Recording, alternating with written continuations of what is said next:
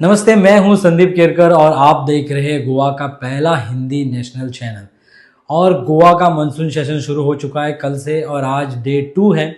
और monsoon sessions पे बहुत सारे क्वेश्चन जो है कल ही हमने बोले थे, ऑलमोस्ट 4000 क्वेश्चंस मानसून सेशन के लिए है। और आज के मानसून सेशन में जो प्रश्न आज लेके आए थे, सबसे पहले मांद्रे के एमएलए जीत आरोलकर, उन्होंने सेशन शुरू किया। क्वेश्चन और जो फर्स्ट क्वेश्चन था तो उनका था, तो उन्होंने पहले ही क्वेश्चन जो शुरू किया वो फ्रीडम फाइटर के बच्चों के जॉब्स, फ्रीडम फाइटर के बच्चों के जॉब्स का आंकड़ा था, जो ऑलमोस्ट सीएम ने रिप्लाई किया कि उनको कितने लोगों को अब तक जॉब मिला है और कितने लोगों को जॉब पेंडिंग है, और जिनका पेंडिंग है कितने लोगों को ये जॉब मिलेगा। क्योंकि जो ये स्ट्रगल थी फ्रीडम फाइटर रिक्रूटमेंट, उनमें ऑलमोस्ट जो बच्चे थे उनकी एज 50-55 ईयर्स हो चुकी है। अभी इतनी एज के बाद after more 5 years they will be retired, तो 5 साल के अंदर तुरंत उनका रिटायरमेंट होगा, तो पेंशन स्कीम उनको दी जाएगी, या उनका डिमांड था कि उनको पेंशन स्कीम दे या उनको कुछ उनका मुआवजा मिले। तो सीएम ने रिप्लाई में कहा कि ऑलमोस्ट 438 टोटल फ्रीडम फाइटर बच्चे हैं जिन्होंने रजिस्टर किया है, उसमें से 398 एलिजिबल, जिनको जॉब के लिए वो एलिजिबल है, 373 जॉब स्पॉन्सर उनको किए हुए हैं, और 25 अभी भी जॉब नहीं मिले हैं। तो 25 लोग अभी भी हैं, उनके लिए जॉब के लिए उनका चल रहा है। फ्रीडम सीएम ने बोला है कि हम इनको भी जल्दी ही जॉब देंगे। जो क्वालिफिकेशन, उनके लिए क्वालिफिकेशन भी रिलैक्सेशन दिया हुआ है कि एज भी रिलैक्सेशन किया हुआ है। स्पेशली फिर जीत आरोलकर ने पूछा कि 10th के बिलो 10th जो भी है, 7th पास या 8th पास, उनके लिए क्या है, क्योंकि बेसिक क्वालिफिकेशन किसी भी जॉब के लिए आज के ज़माने में 10th स्टैंडर्ड है। तो उन्होंने बोला कि प्यून की नौकरी उनके लिए हम दे सकते हैं, उसके लिए भी 10th चाहिए, लेकिन फिर भी हम उनके लिए रिलैक्सेशन दे देंगे। एसएससी पास जो भी है उनके लिए भी रिलैक्सेशन हम दे देंगे। लेकिन यूरी आलेमाओ ने फिर से ये क्वेश्चन रेस किया, क्योंकि सीएम ने बोला कि मेरे टेन्योर में मैंने सबको नौकरी दी है। उसके लिए अपोजिशन लीडर यूरी आलेमाओ ही स्टूड अप और उन्होंने बोला इट्स अ कंटिन्यूअस प्रोसेस, तो आपके 10 ईयर में ही सब जॉब मिले हैं, आप नहीं बोल सकते। फिर डिस्कशन बहुत चला, आपने राष्ट्र टीवी पे देखा ही होगा। फिर सीएम ने बोला कि 2012 जो मनोहर पर्रिकर जी चीफ मिनिस्टर थे, तभी ये स्कीम रीओपन हुई थी। 2012 अगेन रीओपन ऑन 2019, और अभी वापस से रीओपन डॉक्टर प्रमोद सावंत जी ने किया था, तभी लोगों ने अप्लाई किया। 6 साल के 10 ईयर में प्रमोद सावंत ने फिर से बोला कि मेरे 10 ईयर में मैंने सबसे ज्यादा लोगों को जॉब में रिक्रूट किया है। So almost if you see job recruitment, Pramod Sawant का फिगर था 236, और उसके पहले जो भी जॉब्स रिक्रूटमेंट थे वो 196, मतलब 236 लोगों को डॉक्टर प्रमोद सावंत के टेन्योर में जॉब मिले। ये ओवरऑल एक्सेप्टेंस था और इस पे डिस्कशन ज़्यादा नहीं हुआ, क्योंकि फ्रीडम फाइटर के बच्चों को जॉब मिलना ज़रूरी था और उस पर अभी कहीं फुल स्टॉप लगेगा। तो उसके सेकेंड क्वेश्चन जब आया, मतलब एक तो वेंजी ने भी बोला 2% रिजर्वेशन जीपीएससी में रखना चाहिए, वो भी एक्सेप्टेंस सीएम ने कर लिया था। सेकेंड, दलीला लोबो ने इरिगेशन पे सवाल उठाया। तिलारी इरिगेशन कैनल जो पूरे गोवा में उसका कैनलिंग होता है, और सोडिया विलेज में वहाँ पे लीकेज होता है कैनल के लिए, और लीकेज से फिर sewage water also can accumulate into it. उस पर बहुत सा डिस्कशन हुआ, जहाँ पे सुभाष शिरोडकर जी ने बोला कि ये काम बहुत टाइम से चल रहा है, 15/7/2024 से ये काम चल रहा है, और उसका टेंडर ऑलरेडी हो चुका है।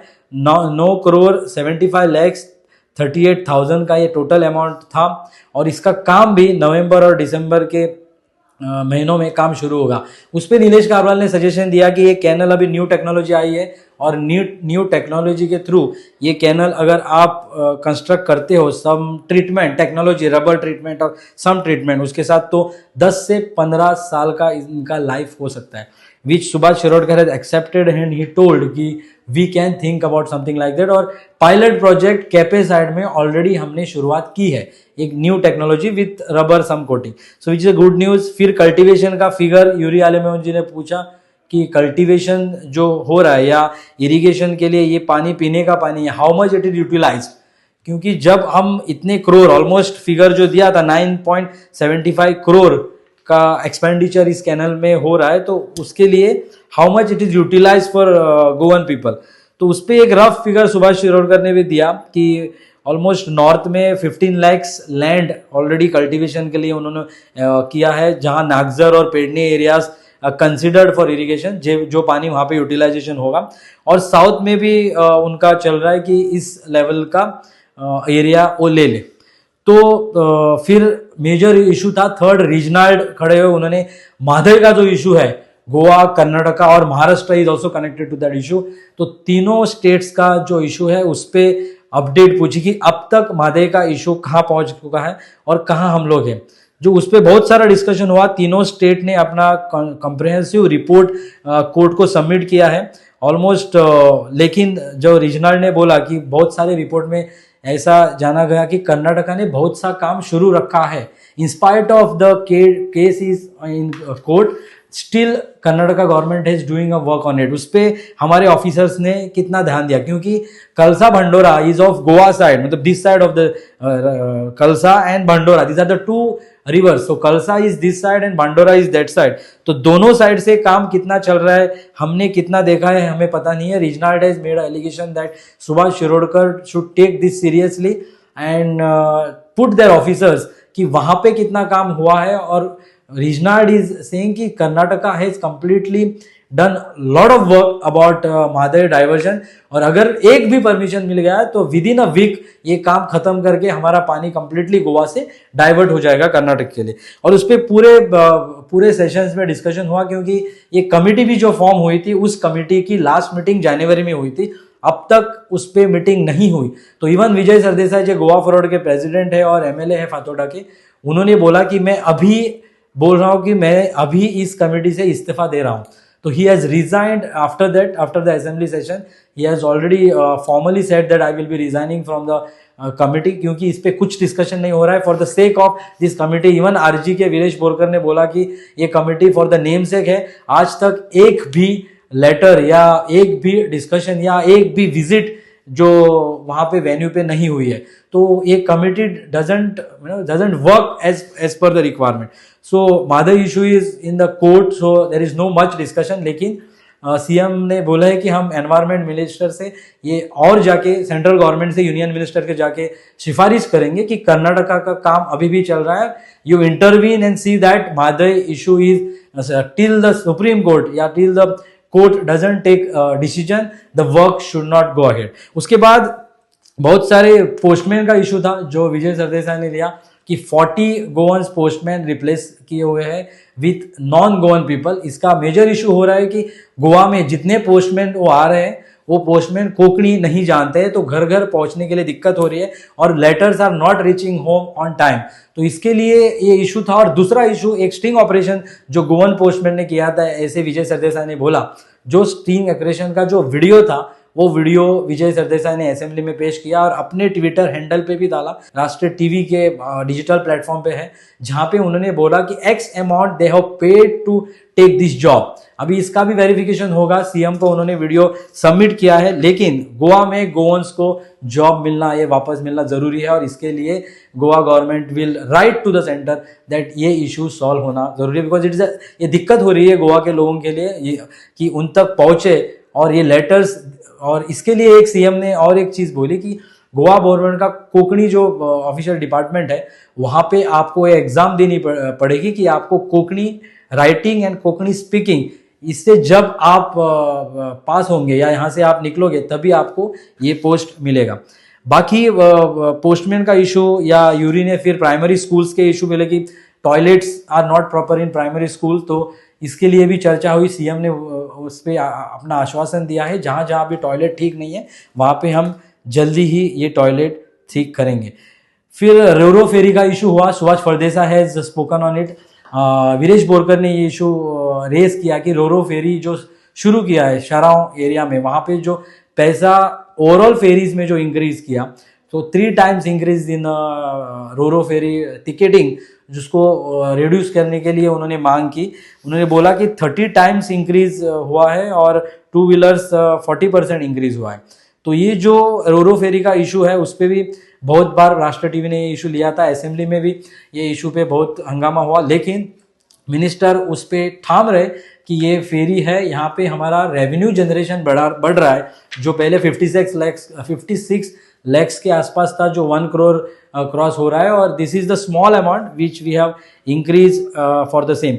फिर छोटे छोटे इश्यूज बहुत थे जो मुझे लगता है कि all MLAs have taken on their on behalf, जैसे जी दारोलकर ने मांद्रेगा फुट ब्रिज का इशू ले लिया, जहाँ पे Rohan Khaunte minister for tourism ने बोला कि हम before the season start we will do this.